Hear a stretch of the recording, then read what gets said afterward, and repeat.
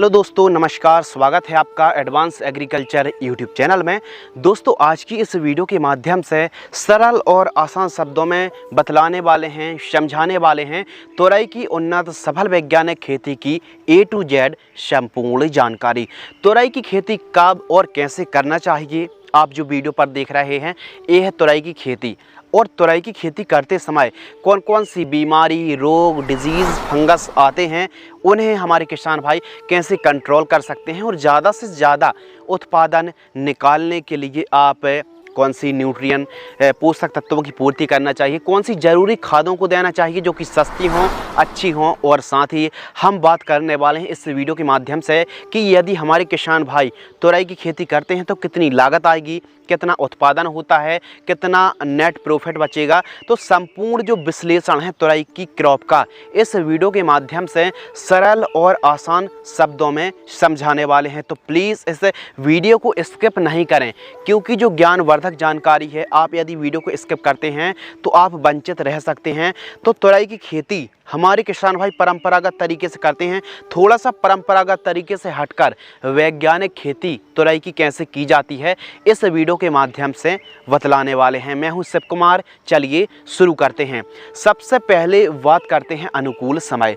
तोरई की खेती हमारे किसान भाई 12 महीने कर सकते हैं, कोई दिक्कत की बात नहीं है। लेकिन बाजार भाव अच्छा मिले और फसल ठीक तरीके से ग्रोइंग हो, तो इसके लिए जो हम आपको टाइमिंग बता रहे हैं कृपया ध्यान से सुनिए। तो बरसात के लिए आप स्पेशल जुलाई अगस्त महीना काफ़ी अनुकूल माना जाता है। यदि आप बरसाती दिनों पर खेती कर रहे हैं और तोरई की खेती बरसाती दिनों पर कर रहे हैं तो पीछे मंडप देख सकते हैं, वीडियो पर भी आपको देखने के लिए मिल जाएगा। तो मंडप पर तोरई की खेती कैसे की जाती है इसकी जानकारी भी शेयर करेंगे। मंडप कैसे तैयार करे जाते हैं इसकी जानकारी एकदम सरल आसान शब्दों में समझाने वाले हैं। तो आप बरसात के लिए स्पेशल जुलाई अगस्त महीना काफ़ी अनुकूल माना जाता है। इसके अलावा गर्मियों के दिनों पर भी आप तोरई की खेती कर सकते हैं। गर्मियों के लिए आप अक्टूबर से लेकर दिसंबर के मध्य यदि आप खेती करते हैं तो बाजार भाव काफ़ी अच्छा प्राप्त होगा। यह जो टाइमिंग है काफ़ी बढ़िया टाइमिंग है। अगले टॉपिक के ऊपर बात करते हैं उपयुक्त सॉइल, यानी अनुकूल जो सॉइल होती है तोरई की खेती। वैसे तो हल्की से हल्की भूमि पर भी काफ़ी अच्छा उत्पादन हमारे किसान भाई निकालते आ रहे हैं, हम भी निकाल रहे हैं। लेकिन तोरई की क्रॉप के लिए अनुकूल जो सॉइल है कौन सी होना चाहिए, आइए समझते हैं। तो हमने देखा है कि तोरई की खेती मिट्टी कैसी भी हो चल जाएगी, बस पीएच वैल्यू 5.5 से लेकर 7.5 तक चल जाती है। बस काली मिट्टी हो, काली दोमट हो, बलुई दोमट हो, चिकनी दोमट, इसके अलावा पीली भूमि या फिर हल्की भूमि भी है तो अभी आप खेती कर सकते हैं। बस उत्तम जल निकास का प्रबंध होना चाहिए, जो वाटर होल्डिंग कैपेसिटी सॉइल पर काफ़ी अच्छी होनी चाहिए। और बरसाती दिनों पर आप तोरई की खेती कर रहे हैं तो बरसात हो जाने के बाद खेत पर पानी ठहरे ना, जल भराव ना हो, बस उत्तम जल निकास का यदि प्रबंध है तो तोरई की खेती हमारे किसान भाई बेशक कर सकते हैं। जलवायु और खेत की तैयारी। तो तोरई की क्रॉप के लिए कैसे क्लाइमेट्स कंडीशन की आवश्यकता होती है और खेत की तैयारी कैसे करना है, टेम्परेचर अनुकूल के ऊपर भी बात करने वाले हैं। तो तोरई की खेती ठंडे और आर्द्र जलवायु क्रॉप है, मध्यम तापक्रम की आवश्यकता पड़ती है। और यदि टेम्परेचर की बात करें तो जो न्यूनतम टेम्परेचर है 15 से 16 डिग्री सेल्सियस और अधिकतम 35 से 36 डिग्री सेल्सियस का जो तापक्रम होता है काफ़ी अनुकूल माना जाता है। लेकिन थोड़ा सा यदि गर्मियों के दिनों पर 40-42 डिग्री सेल्सियस के ऊपर तापक्रम होता है तो थोड़ा सा फ्रूटिंग स्टेज पर दिक्कत जाती है। लेकिन यदि आप ऑल ओवर सीजन पर कर रहे हैं तो फ्लावरिंग और फ्रूटिंग स्टेज पर जो तापक्रम होता है 26-27 से लेकर 30 डिग्री सेल्सियस का यदि तापक्रम है फ्लावरिंग स्टेज पर, फ्रूटिंग स्टेज पर, तो यकीनन ये आप मान लीजिए काफ़ी अच्छे से फ्रूटिंग सेट होते हैं, फ्लावर की मात्रा काफ़ी अच्छी आती है, फसल हरी भरी रहती है। लेकिन हमारे किसान भाई गर्मियों के दिनों पर भी यदि तोरई की खेती कर रहे हैं तो फसल को हरी भरी रख सकते हैं, ज़्यादा से ज़्यादा फ्लावरिंग की संख्या आएगी।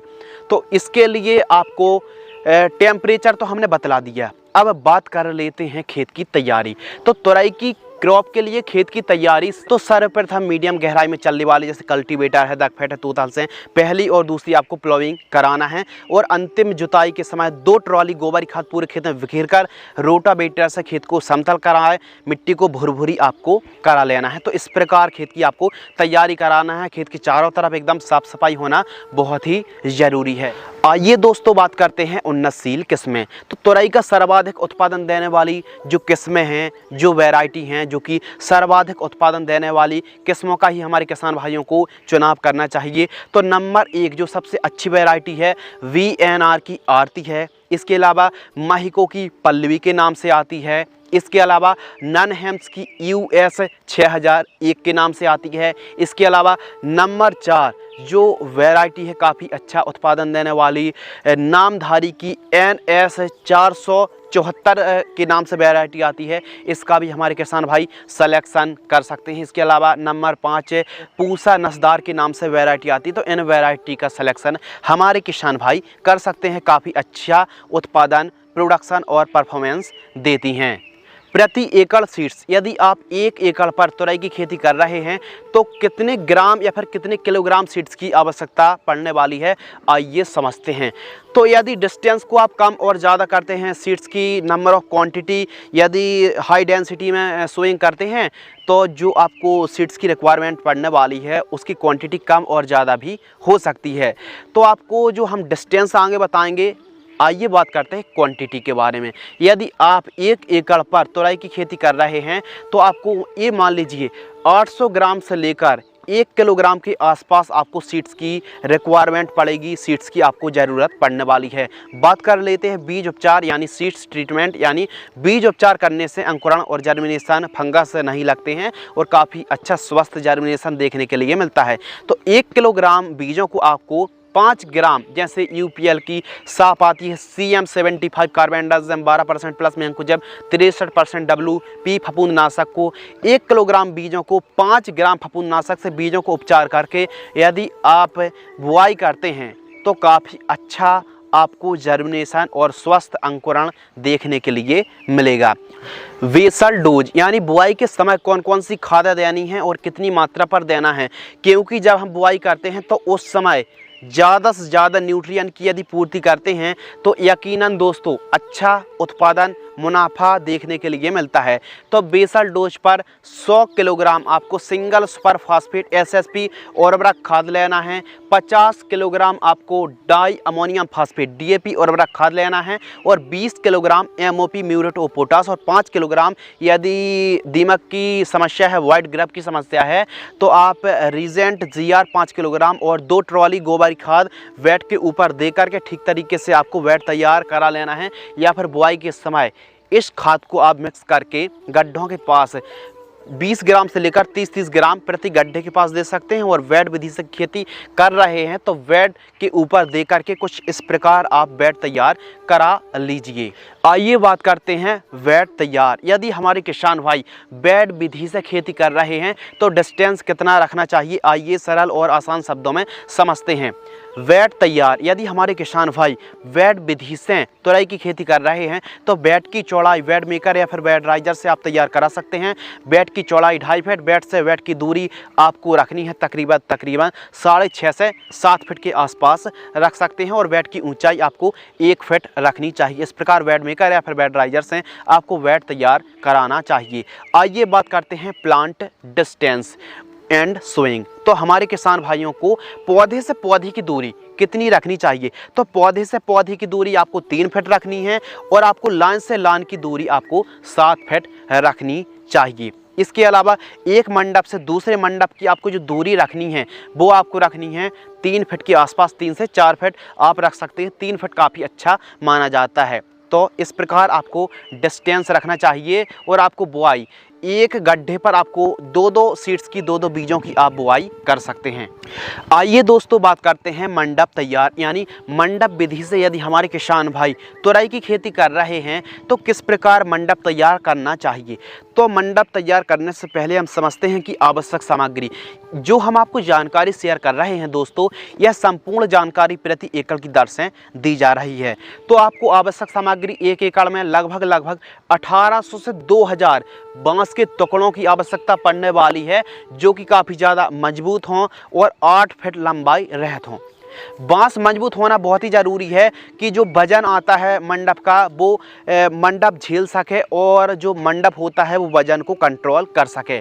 तो जो बांस आप लगा रहे हैं समथिंग 1700-1800 से लेके 2000 बांस के टुकड़े जिनकी लंबाई 8 फीट होना चाहिए, बांस मजबूत होना चाहिए, ये आपके लिए ज़रूरी सूचना है क्योंकि बांस मजबूत नहीं होंगे तो वजन आने पर मंडप गिर जाएगा। तो बांस मजबूत होना बहुत ही ज़रूरी है। इसके अलावा पैड वायर जो कि आप ब्लैक रस्सी देख रहे हैं, 1 एकड़ पर तकरीबन 40 से 50 किलोग्राम पैड वायर की आवश्यकता पड़ेगी और आपको रस्सी की आवश्यकता पड़ेगी जो कि खींचने के लिए प्लास्टिक की रस्सी आती है तकरीबन 25 किलोग्राम जो कि लगभग 130-140 रुपये केजी के आसपास मिल जाती है और पैड वायर भी बाज़ार पर 130-140 रुपये केजी की दर से हमको कीमतें देखने के लिए मिलती हैं। इसके अलावा जो शाखाएं आप देखेंगे वीडियो पर, शाखाएं चढ़ाने के लिए धागे से हम बुनाई करेंगे तो आप वीडियो में भी देख सकते हैं। शाखाएं चढ़ाने के लिए तकरीबन पतला सा धागा 2000 रुपये का लग जाएगा जिससे शाखाओं को ऊपर चढ़ाने के लिए काफ़ी ज़्यादा ज़रूरी होता है। तो इतनी सामग्री की हमको आवश्यकता पड़ने वाली है। तो बांस के मंडप तैयार कैसे करना है आइए समझते हैं विधि पूर्वक। तो सबसे पहले जैसे ही आपने प्लांटेशन कर दिया है या फिर बुआई कर दी, 15 दिन के आसपास की क्रॉप होती है तुरई की, तो हमको बांस के मंडप तैयार करना चाहिए। मंडप तैयार करने के लिए बांस को आपको गड़ाना है और बांस को मिट्टी के अंदर कम से कम 1.5 से 2 फीट की जो गहराई होती है इतनी गहराई पर आपको बांस को गड़ाना है और बांस से बांस की आपको जो दूरी रखनी है वो आपको रखनी है 15 फीट। बांस से बांस की दूरी 15 फीट रखनी है और आयताकार आपको बांस के मंडप तैयार करना है। मंडप की जो आपको ऊंचाई रखनी है दोस्तों वो आपको रखनी है 6 से 7 फीट ही आपको रखनी चाहिए। इसके अलावा बांस से बांस की दूरी 15 फीट और आपको बांस से दूसरे बांस की दूरी, एक बांस से जो साइड वाला बांस है उसकी आपको दूरी रखनी है तकरीबन 7 फीट। इतनी दूरी पर आपको बांसों को गड़ाना है। उसके बाद ठीक तरीके से आपको बंधाई करना है। उसके बाद आपको प्लास्टिक की रस्सी खींचना है। एक साइड आपको 4 रस्सी और दूसरी साइड 4 रस्सी, तो 4 रस्सी खींचना है और उसके बाद आपको धागे से बुनाई कर देना है। अब जो पतला धागा होता है इसका जो वर्क होता है केवल शाखा को ऊपर चढ़ाना। इसके अलावा दोनों साइड आपको ठीक तरीके से जो वीडियो के माध्यम से देख रहे हैं इस प्रकार आपको धागे से बुनाई कर देना है। उसके बाद ऊपर की जो रस्सी होती हैं आपको पैड वायर खींचना है। आपको जो टॉप व्यू तैयार करना है, जो टॉप्स छत होता है तैयार करने के लिए 4 पैड वायर और 4 प्लास्टिक की रस्सी खींचना है और ठीक तरीके से शाखाओं को लपेटते हुए ऊपर चढ़ा देना है। तो इस प्रकार हमारे किसान भाइयों को मंडप तैयार करना चाहिए। मंडप से मंडप की दूरी हम बार रिपीट कर रहे हैं, 3 से 4 फीट आप रख सकते हैं। बांस के मंडप की ऊंचाई आपको लगभग 7 फीट रखनी है जिससे हमारा बांस का मंडप वजन आने पर भी ज़्यादा नीचे ना हो और आसानी से हम हार्वेस्टिंग कर सकें, स्प्रे कर सकें। इसके लिए बांस के मंडप की ऊंचाई 7 फीट रखनी चाहिए। इस साइड और जो प्रारंभिक छोर होता है और जो अंतिम छोर होता है दोनों साइड आपको स्टे वजन को कंट्रोल करने के लिए फिर आड़े में बांसों को आपको लगाना चाहिए। तो यह जो आपको डिस्टेंस बताया बांस के मंडप में शाखाओं को लपेटते हुए ऊपर चढ़ाना चाहिए। इस प्रकार हमारे किसान भाई बांस का मंडप तैयार कर सकते हैं। बस बांस के मंडप तैयार करने में बनाने में देरी नहीं करना चाहिए। जैसे ही लगभग आधा फीट के आसपास की पौधा होता है तो हमको मंडप तैयार करना चाहिए। आइए दोस्तों बात करते हैं ड्रिप और मल्चिंग पेपर। यदि हमारे किसान भाई ड्रिप लगा रहे हैं तो तुरई की क्रॉप पर 16 mm इनलाइन 1.5 फीट बटन वाली आप ड्रिप को लगा सकते हैं। इसके अलावा मल्चिंग पेपर 25 माइक्रोन का मल्चिंग पेपर आप लगा सकते हैं। मल्चिंग पेपर 1 एकड़ का जो खर्च है लगभग 12,000 रुपये के आसपास आता है। आइए बात करते हैं सिंचाई यानी एरीगेशन सिस्टम। तो हमारे दोस्तों को, हमारे किसान मित्रों को सिंचाई किस प्रकार करना है। तो यह जो आप तुरई की क्रॉप देख रहे हैं इस पर बहुत ज़्यादा सिंचाई की आवश्यकता नहीं होती है, लेकिन समय के हिसाब से आवश्यकता अनुसार आपको सिंचाई करना चाहिए। ज़्यादा सिंचाई करने से भी पीलापन की समस्या आती है। एक बात आप याद रख लीजिए, तो आवश्यकता अनुसार ही आपको सिंचाई करना चाहिए। सिंचाई आपको जैसे अन्य बेल वर्गीय क्रॉप होती हैं, चाहे लौकी की बात करें, करेला की बात करें, गिलकी की बात करें, खीरा ककड़ी की बात करें, तो उन्हीं की तुलना पर इसको भी उतनी ही सिंचाई की आवश्यकता होती है। यदि आप नाली विधि से फ्लैट फार्मिंग कर रहे हैं, ओपन फील्ड फार्मिंग कर रहे हैं, फ्लैट एरीगेशन से आप लगभग 8 से 10 दिनों के अंतराल पर भी सिंचाई करते हैं तो काफ़ी अच्छी बात है। और ड्रिप से खेती कर रहे हैं तो 3-3 दिनों के अंतराल पर 2 घंटे भी सिंचाई करते हैं ड्रिप से तो भी काफ़ी अच्छा से मैनेजमेंट आप कर पाएंगे। तो इस प्रकार आपको आवश्यकता अनुसार सिंचाई करना चाहिए। हल्की मिट्टी है तो थोड़ा सा जल्दी आपको सिंचाई करने की आवश्यकता पड़ती है। यदि भारी मिट्टी है तो 15-15 दिनों का अंतराल रखकर भी आप सिंचाई कर सकते हैं।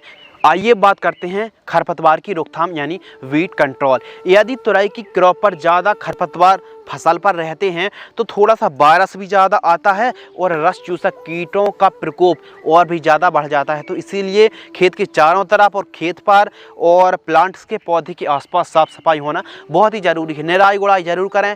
फर्स्ट निराई गुड़ाई 35-40 दिन के आसपास की क्रॉप होती है और सेकंड निराई गुड़ाई लगभग 65-70 दिन के आसपास की होती है। या फिर खरपतवार जब उग जाता है तो हमको खरपतवार मुक्त फसल रखना चाहिए। निराई गुड़ाई पर विशेष ध्यान रखना चाहिए। फसल पर जितनी साफ सफाई यदि आप रखते हैं उतनी ही आपको ज़्यादा प्रोडक्शन और फसल स्वस्थ रहने वाली है। तो खेत के चारों तरफ एकदम साफ सफाई होना बहुत ही ज़रूरी है।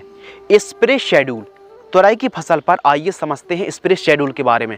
तुरई की फसल पर भी अन्य वेलवर्गी क्रॉप की तुलना पर इस पर भी लाल कद्दू बीटल का प्रकोप देखने के लिए मिलता है, येलो मोज़ेक वायरस। तो कई प्रकार की समस्याएं सस्ते पर बढ़िया काम कर जाएं तो हमारे किसान भाइयों कौन सी कीटनाशक दवाइयों का स्प्रे करना चाहिए, आइए सरल और आसान शब्दों में समझते हैं। सबसे पहले बात करते हैं कीट प्रबंधन। तो तुरई की फसल पर कई प्रकार की समस्या आती जैसे aphids, jassid, thrips, white fly आती। फल मक्खी का प्रकोप देखने के लिए मिलता है, लाल कद्दू बीटल, वाइट ग्रप की समस्या देखने के लिए मिलती है, सेमी लूपस इल्ली, हरी इल्ली, तंबाकू इल्ली या फिर पत्तियों खाने वाली इल्ली, फलियों को और फूलों को नुकसान पहुंचाने वाली हरी इल्लियों का प्रकोप देखने के लिए मिलता है।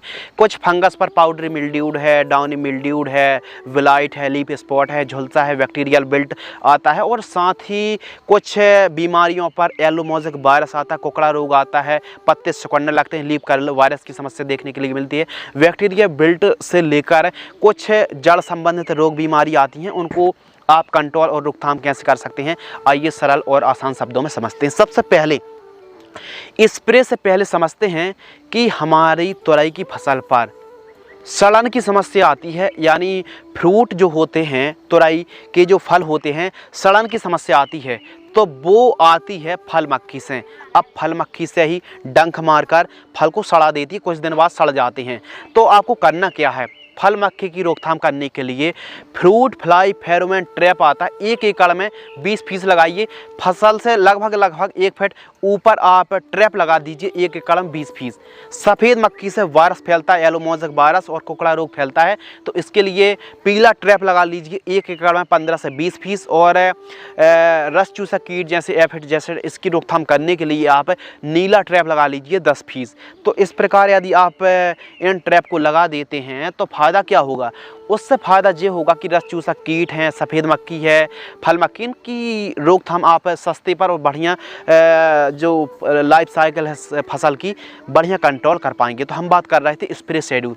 आइए दोस्तों बात करते हैं फर्स्ट स्प्रे। फर्स्ट स्प्रे 25 से 30 दिन के आसपास की ट्रांसप्लांट से तुरई की क्रॉप होती है तो पहले स्प्रे पर सिजेंटा कंपनी की एकतारा यानी थाइमोथोक्सोम आपको लेना है 10 ग्राम और यूपीएल की साफ। अब साफ में कार्बेंडाजिम और मैंकोजेब है, इन दोनों को मिक्स करके 15 लीटर पानी में घोल करके स्प्रे कर देना है। साफ को आपको लेना है 40 ग्राम और एकतारा को 10 ग्राम, इन दोनों को मिक्स करके 15 लीटर पानी में घोल करके आपको स्प्रे कर देना है। सेकंड स्प्रे, तुरई की फसल ट्रांसप्लांट से 50 से 55 दिन के आसपास की होती है तो सेकंड स्प्रे करना चाहिए। सेकंड स्प्रे पर यूपीएल की लांसर गोल्ड आपको लेनी है। अब लांसर गोल्ड पर एसिफेट इमिडाक्लोरपेट का कॉम्बिनेशन है, इसको आपको लेना है 35 से 40 ग्राम।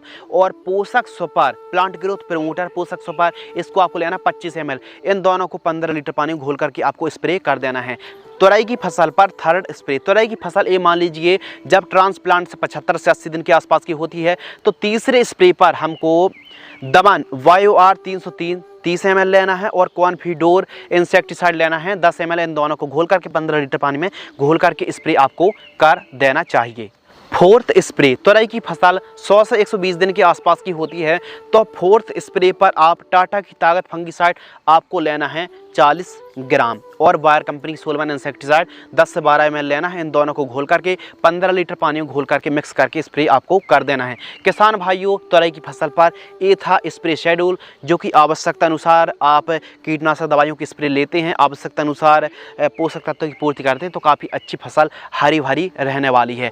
अब बात कर लेते हैं फर्टिगेशन शेड्यूल यानी खाद का शेड्यूल। तो तोरई की फसल पर जो खाद का शेड्यूल आपको बतलाने वाले हैं, काफ़ी अच्छा उत्पादन निकालने के लिए, ज़्यादा से ज़्यादा प्रोडक्शन निकालने के लिए आपको खादों को न्यूट्रिएंट की पूर्ति करना बहुत ही ज़रूरी है। सबसे पहले बात करते हैं जो किसान भाई साधारण तरीके से खेती कर रहे हैं, तो वे किस प्रकार फर्टिगेशन शेड्यूल चला सकते हैं, आइए समझते हैं। फर्स्ट खाद 35 से 40 दिन के आसपास की फसल होती है, तो यूरिया और उर्वरक खाद 40 किलोग्राम, माइक्रो न्यूट्रिएंट फर्टिलाइजर्स आपको लेना है 5 किलोग्राम, किसी अच्छी कंपनी का सूक्ष्म पोषक तत्व युक्त खाद प्रति एकड़ जड़ों के पास देकर के आपको सिंचाई कर देना है। सेकंड खाद 65 से 70 दिन के आसपास की होती है, तो यूरिया 40 किलोग्राम, सागरिका दानेदार 10 किलोग्राम प्रति एकड़ जड़ों के पास देकर के आपको सिंचाई कर देना है। इसके अलावा बात करते हैं थर्ड खाद 110 से 120 दिन के आसपास की क्रॉप होती है दोस्तों, तो यूरिया और उर्वरक खाद 30 kilogram, MOP muriate of potash 10 kilogram, single super phosphate 25 kilogram और डीएपी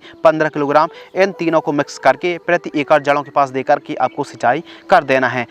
आइए दोस्तों बात करते हैं ड्रिप एरीगेशन, यानी जो किसान भाई ड्रिप से खेती कर रहे हैं, तो खाद का शेड्यूल। फर्स्ट कॉम्बिनेशन 20 से 40 दिन के आसपास की क्रॉप होती है, तो 4-4 दिनों की अंतराल पर ड्रिप बेंचुरी के माध्यम से इन खादों को आप छोड़ सकते हैं, काफ़ी अच्छे रिजल्ट प्राप्त होंगे। एनपीके 19-19-19 2 किलोग्राम, एनपीके 12-61-0 2 किलोग्राम, या फिर एनपीके 17-44-0 2 किलोग्राम, या फिर ह्यूमिक एसिड 500 ग्राम। इनको आपको एक दिन में एक खाद और फिर 4-4 दिनों का अंतराल रखकर इन खादों का आपको प्रयोग करना है प्रति एकड़ की दर से। आइए दोस्तों बात करते हैं सेकंड कॉम्बिनेशन। 50 से 75 दिन के आसपास की तुरई की फसल होती है, तो 5-5 दिनों के अंतराल पर इन खादों को आप छोड़ सकते हैं, जैसे NPK 052-34 3 kilogram, NPK 13-40-13 3 kilogram, ammonium sulphate 3 kilogram, magnesium sulphate 3 kilogram. इनको 5-5 दिनों के अंतराल पर 3 किलोग्राम प्रति एकड़ की दर से ड्रिप से आप छोड़ सकते हैं। एक दिन में एक खाद का ही प्रयोग करना है, फिर 5 दिनों का अंतराल रखना है। इस प्रकार आपको ड्रिप से खाद छोड़ना चाहिए। इसके अलावा बात करते हैं थर्ड कॉम्बिनेशन। तो 80 दिन से लेकर 120 दिन के आसपास की क्रॉप होती है, तो 6-6 दिनों के अंतराल पर इन खादों को आप छोड़ सकते हैं, जैसे NPK 0050 4 kilogram, NPK 13045 4 kilogram, ferrous sulphate 4 kilogram, white potash 4 kilogram, micro nutrient खाद 500 ग्राम और बोरॉन भी 20% वाली 500 ग्राम प्रति एकड़ की दर से ड्रिप सिंचाई से आप छोड़ सकते हैं, लेकिन 6-6 दिनों का अंतराल रखना है और 4 किलोग्राम एक दिन में एक खाद को 4 किलोग्राम की दर से आपको प्रयोग करना चाहिए। तो दोस्तों इस प्रकार आप न्यूट्रिएंट की पूर्ति करते हैं तो फसल हरी भरी रहेगी। अब हमने खाद का शेड्यूल आपको बतला दिया कि जो किसान भाई साधारण तरीके से खेती कर रहे हैं तो भी जड़ों के पास देकर सिंचाई कर सकते हैं, ड्रिप से खेती कर रहे हैं तो बेंचुरी के माध्यम से टपक सिंचाई से प्रयोग कर सकते हैं। इस प्रकार न्यूट्रिएंट की पूर्ति करते हैं, आवश्यकता अनुसार आप नाइट्रोजन, फास्फोरस, पोटास समय रहते यदि पूर्ति करते हैं तो फसल हरी भरी रहेगी और काफ़ी अच्छी बढ़वार उपज देखने के लिए मिलेगी। दोस्तों बात कर लेते हैं लाइफ साइकिल।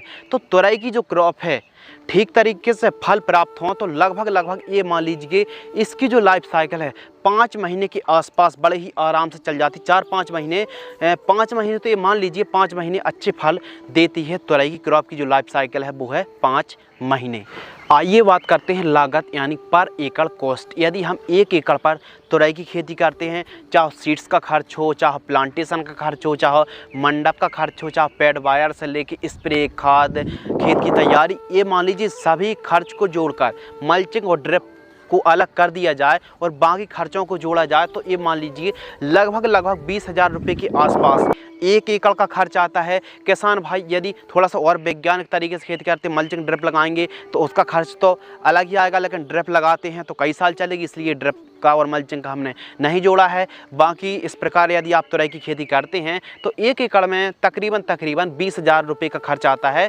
तुरई की फसल पर ज़्यादा स्प्रे करने की आवश्यकता नहीं है। हमने जो स्प्रे बताए हैं उतने भी स्प्रे नहीं करने पड़ेंगे। स्प्रे तब करने पड़ते हैं जब फसल पर कोई रोग है, फंगस है, बीमारी, डिजीज़ है, उसी के हिसाब से आप आपको स्प्रे करना चाहिए। स्प्रे को आप पोस्टपोन्ड भी कर सकते हैं, स्प्रे का अंतराल ज़्यादा भी रख सकते हैं, तो इसलिए आवश्यकता अनुसार ही आपको स्प्रे करना चाहिए। लागत कम आएगी, तो लागत 1 एकड़ में लगभग 20,000 रुपये के आसपास आती है। अब बात कर लेते हैं बाजार भाव यानी मार्केटिंग रेट। तो मार्केटिंग रेट फ्लेक्सिबल रहता है, लेकिन तुरई का जो हमने टाइमिंग बताया है, यदि आप जुलाई अगस्त के महीने पर खेती करते हैं तो बाज़ार भाव काफ़ी अच्छा मिलेगा। कभी कभी तो हमारे किसान भाइयों को 25 रुपये किलोग्राम से लेकर 45 किलोग्राम तक का रेट मिल जाता है, लेकिन एक एवरेज यदि किसानों को बताया जाए तो ये मान लीजिए 15 रुपये प्रति किलोग्राम से लेकर 40 रुपये प्रति किलोग्राम तक का हमारे किसान भाइयों को रेट मिल जाता है। बात कर लेते हैं उत्पादन यानी प्रोडक्शन। यदि हमारे किसान भाई 1 एकड़ पर तुरई की खेती करते हैं तो 160 से 180 क्विंटल प्रोडक्शन निकलता है। जी हाँ दोस्तों, 1 एकड़ पर तुरई का इतना उत्पादन होता है जो कि आप वीडियो पर देख रहे हैं। 1 एकड़ पर 160 से 180 क्विंटल प्रति एकड़ की दर से उत्पादन निकालते हैं। यदि हमारे किसान भाई मल्चिंग ड्रिप पर खेती कर रहा है तो इससे भी ज़्यादा उत्पादन निकलता है। लेकिन यदि आपकी फसल पर कोई बीमारी रोग नहीं है तो अच्छा खासा उत्पादन निकलता है, लेकिन बीमारी रोग कुछ ज़्यादा ही आती तो उत्पादन भी घट सकता है। तो इसलिए कीटों का प्रबंधन, रोग बीमारी डिजीज़ का प्रबंधन करना बहुत ही ज़रूरी है, जो कि हमने आपको स्प्रे शेड्यूल बतला दिया है। आइए दोस्तों बात करते हैं मुनाफा और नेट प्रॉफिट। तो तुरई का जो मुनाफा है, आमदनी है, हमारे किसान भाइयों को 1 एकड़ से कितनी आमदनी होगी, आइए सरल और आसान शब्दों में विश्लेषण समझते हैं। तो तुरई की क्रॉप में बाजार भाव हम मान लेते हैं 15 रुपये किलोग्राम, यानी 1500 रुपये क्विंटल। 1 क्विंटल का 1500 रुपये, और हमने तो बताया 180 क्विंटल तक उत्पादन, लेकिन एक एवरेज थोड़ा सा उत्पादन यदि मान लो घट भी गया तो एक एवरेज घटेगा तो नहीं, लेकिन फिर भी हम एक एवरेज मान लेते हैं 140 क्विंटल 1 एकड़ में उत्पादन होगा, और 1500 रुपये का हम इंटू कर देंगे, यानी 1500 इंटू 140, तो ये मान लीजिए तकरीबन जो हमारा कैलकुलेशन और हमारा टोटल जो आया 2,21,000 रुपये के आसपास जो हमारा मुनाफा होगा। अब मुनाफा 2,21,000 रुपये हमारी नेट प्रॉफिट नहीं है, शुद्ध आमदनी नहीं है, तो हम मुनाफा में से लागत को घटा देंगे। हमारा मुनाफा होगा 2,10,000 रुपये। हमारी लागत लगी 1 एकड़ पर जो खर्च हुआ लगभग 20,000 रुपये। तो 2,10,000 रुपये में से 20,000 रुपये यदि हम घटा देंगे तो ये मान लीजिए 1,90,000 रुपये के आसपास हमारे किसान भाई 1 एकड़ से कमाई कर सकते हैं। लेकिन इससे भी ज़्यादा हमारे किसान भाई तुरई की क्रॉप से बेनिफिट निकाल सकते हैं, आमदनी कमाई कर सकते हैं। यदि बाज़ार भाव 20 और 25 का मिल जाता है फिर तो और ज़्यादा हमारे किसान भाइयों को आमदनी होगी, लेकिन हमने कम से कम 15 रुपये केजी का ही रेट लिया है, लेकिन इससे भी ज़्यादा हमारे किसानों को रेट और आमदनी प्राप्त होती है। बाज़ार भाव ज़्यादा प्राप्त होगा, उपज ज़्यादा प्राप्त होगी, तो यकीन जाहिर सी बात है हमारे किसान भाइयों को एक अच्छी मोटी कमाई हमारे किसान भाई तुरई की खेती से कर सकते हैं। तो ये मान लीजिए हमने 1,90,000 रुपये तो आपको बतलाया, यदि थोड़ा सा और लागत और भी लगती है और थोड़ा सा उत्पादन भी घटता है तो ये मान लीजिए 1 एकड़ से 1,90,000 रुपये जो हम कह रहे हैं, ये मान लीजिए तकरीबन 1.5 लाख रुपये तो आप बिल्कुल शुद्ध आमदनी कमाई कर ही लेंगे। 1 एकड़ से 1.5 लाख रुपये कोई बुरी बात नहीं है। यदि आप 3-4 एकड़ पर तुरई की खेती करते हैं, मल्चिंग ड्रिप को लगाते हैं, तो फिर 4 चांद लग जाएंगे और भी ज़्यादा मुनाफा हमारे किसान भाई निकाल सकते हैं। साधारण तरीके से भी 1 एकड़ पर यदि आप 4-4.5 महीने पर यदि 1.5 लाख कमाते हैं, 2 लाख रुपए कमाते हैं तो बहुत अच्छी बात है। तो इस प्रकार हमारे किसान भाई 1 एकड़ से 1.5-2 लाख रुपए के आसपास तुरई की क्रॉप से कमाई कर सकते हैं।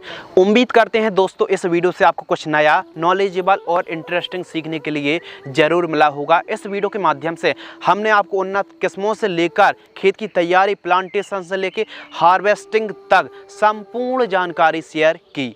यदि पीलापन की समस्या है तो कैल्शियम नाइट्रेट का आपको प्रयोग करना चाहिए।